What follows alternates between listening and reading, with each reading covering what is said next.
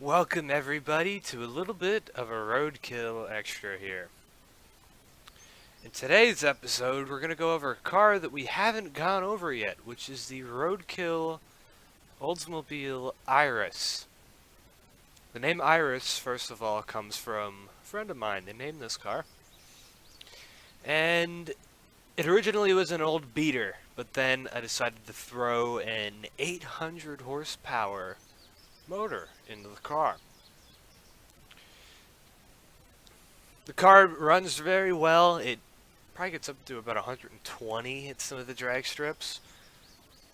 I don't know, probably maybe 10-second passes, probably high 10s, maybe low 11s. I think this car makes.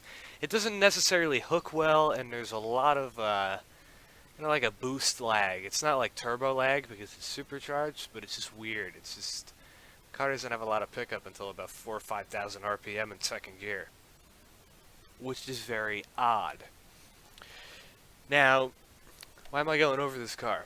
Well, you're going to see this car in an upcoming episode, hopefully. We're going to be doing an episode where it's this car versus the Regency. We got a very big plan for the Regency, and it involves yet another engine swap. We're going to be saving the motor from this, though, or from the Regency, because we're going to put it back in after that episode, because there's no way in hell I'm leaving this motor in this car, first off. I just went through the effort to put a dash back in it, the windows, a hood, and the grill back on. I just went through all that effort, and I'm not going to waste it. To just have no more hood again, put a drag radiator back in it. Trying to make the Regency a bit better, but still a lot of fun. But this car, very similar to the Regency. This was the first one. The Regency came in one of the recorded episodes of RoadKill, but before I started to record this series, I got this car. And this has been one of the longest lasting cars I could say that I've had to work on. Because in a way, this is kind of one of my cars, but in a way it isn't, because I did it for the pure purpose of it being roadkill. But after I did the pure focus of roadkill, I put better brakes on it, I put better suspension, the car has that kind of pimp lean to it, just for the weight transfer.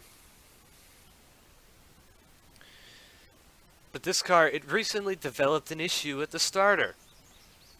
If it's in reverse, and if it goes to first gear, car stalls. Starts up again, stalls. Starts up again, stalls. Starts up again, stalls. And then burbles. And then stalls. So this car isn't really perfect. I could say that this is like a street drag type car, but it has so many issues with it. And I wouldn't really call it a drag car because it doesn't have a roll cage, and it still has the rear seat. This is one of the cars that I decided to keep the rear seat on. Usually I rip the rear seat out, but I tried to keep this car as daily drivable as possible, but also throw in an 800 horsepower blown motor into it. But this car is epic. I love this car. You're hopefully going to see it on a future episode of RoadKill here, because this thing is it's just awesome when it runs well.